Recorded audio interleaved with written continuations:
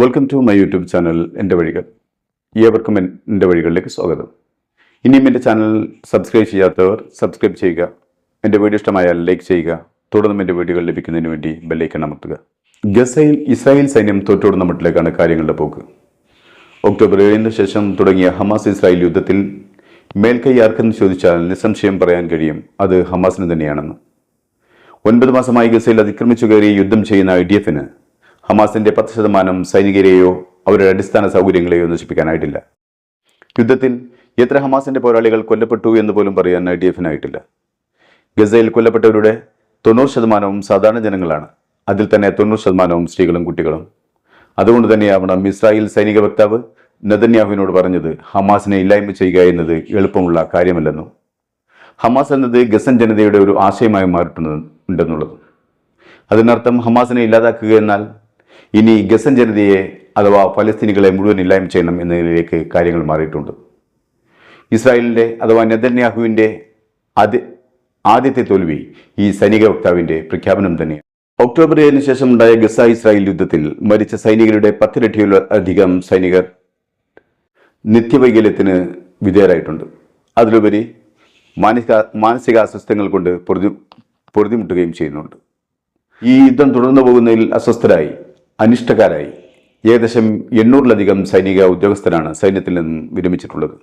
ഇത് ഇസ്രായേൽ സൈന്യത്തിന്റെ മനോവീര്യം വല്ലാതെ തകർത്തിട്ടുണ്ട്. സത്യത്തിൽ ഇസ്രായേൽ സൈന്യത്തിന്റെ നല്ലൊരു വിഭാഗത്തിനും യുദ്ധം വിരസതയുണ്ടാക്കിക്കൊണ്ടിരിക്കുകയാണ്. നെതന്യാഹു സർക്കാരിലെ തീവ്ര വലതുപക്ഷ വിഭാഗത്തിലെ സമ്മർദ്ദങ്ങളും നെതന്യാഹുവിന്റെ കോടതി വ്യവഹാരങ്ങളുമാണ് ഈ യുദ്ധം തുടർന്നു കൊണ്ടുപോകുന്നതിനുള്ള മൂലകാരണം. എന്നാൽ ഇസ്രായേൽ സേനയുടെ മടുപ്പും ഇസ്രായേലിന്റെ കൈവശമുള്ള വെടിക്കോപ്പുകളുടെ കുറവും യുദ്ധത്തെ സാരമായി ബാധിക്കുന്ന അവസ്ഥയിലാണ്. അമേരിക്കയോ യൂറോപ്യൻ രാജ്യങ്ങളോ ആയുധങ്ങൾ കൊണ്ട് ഇസ്രായേലിനെ സമ്പന്നമാക്കിയില്ലെങ്കിൽ ഇനിയും ഈ യുദ്ധം തുടർന്നു പോകാൻ ഇസ്രായേലിനാവില്ല. ഇപ്പോൾ ഇസ്രായേലി സൈന്യത്തിനും ഗവൺമെന്റിനുമിടയിൽ ശക്തമായ ആശയക്കുഴപ്പം തന്നെയുണ്ട്. സൈന്യം ഗസയിലെ യുദ്ധം നിർത്തി ലെബനാനുമായി ശക്തമായി യുദ്ധം തുടങ്ങാൻ പോകുന്നു എന്ന് പറയുമ്പോൾ തന്നെ നെതന്യാഹുവിന്റെയും ഇസ്രായേലി ഗവൺമെന്റിലെ വലതുപക്ഷ വിഭാഗത്തിന്റെ സമ്മർദ്ദത്തിനും വഴങ്ങി സൈന്യം ഗസയിലും ഖാൻ യൂനിസിലും വിവേചനരഹിതമായ രീതിയിൽ യുദ്ധം ചെയ്തുകൊണ്ടിരിക്കുന്നു. യുദ്ധത്തിന്റെ ഔട്ട്കം എന്താണെന്ന് നോക്കിയല്ല IDF സൈന്യം ഇപ്പോൾ യുദ്ധം ചെയ്യുന്നത്. നെതന്യാഹുവിനും മറ്റു ഭരണപക്ഷത്തെയും തൃപ്തിപ്പെടുത്താൻ വേണ്ടി മാത്രമാണ്. ഇസ്രായേൽ സേന ഗസയെ ഉപേക്ഷിക്കേണ്ടതിന് പറയുന്ന മറ്റൊരു കാരണം ലബനനുമായി ഒരു യുദ്ധമുഖം തുറക്കേണ്ടതിന്റെ അനിവാര്യതയാണ്. ഹിസ്ബുള്ള ഏതു നിലക്കുള്ള ഒരു ആക്രമണത്തിന് തയ്യാറെടുത്ത് നിൽക്കുമ്പോൾ അതിർത്തിയിൽ ഇസ്രായേൽ സേനയുടെ എണ്ണം വർദ്ധിപ്പിക്കേണ്ട ആവശ്യമുണ്ടെന്നുള്ള വാദമാണ് മറ്റൊന്ന്. കാരണം ഹിസ്ബുള്ള വടക്കൻ ഇസ്രായേലിലേക്ക് റോക്കറ്റുകൾ അയച്ചും ഇസ്രായേലി സൈനിക വിമാനങ്ങളെ ആക്രമിച്ചും യുദ്ധം വിളിച്ചു വരുത്തിക്കൊണ്ടിരിക്കുകയാണ് എന്നാണ് അവരുടെ വാദം.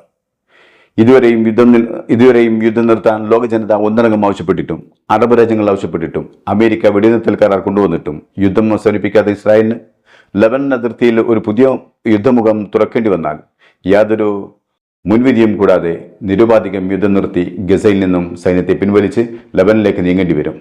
അങ്ങനെ വന്നാൽ അത് ഇസ്രായേലിന് ഏറ്റവും വലിയ തോൽവിയും ഹമാസിന് ഒരു വിജയപതക്കം നൽകലുമായിരിക്കും.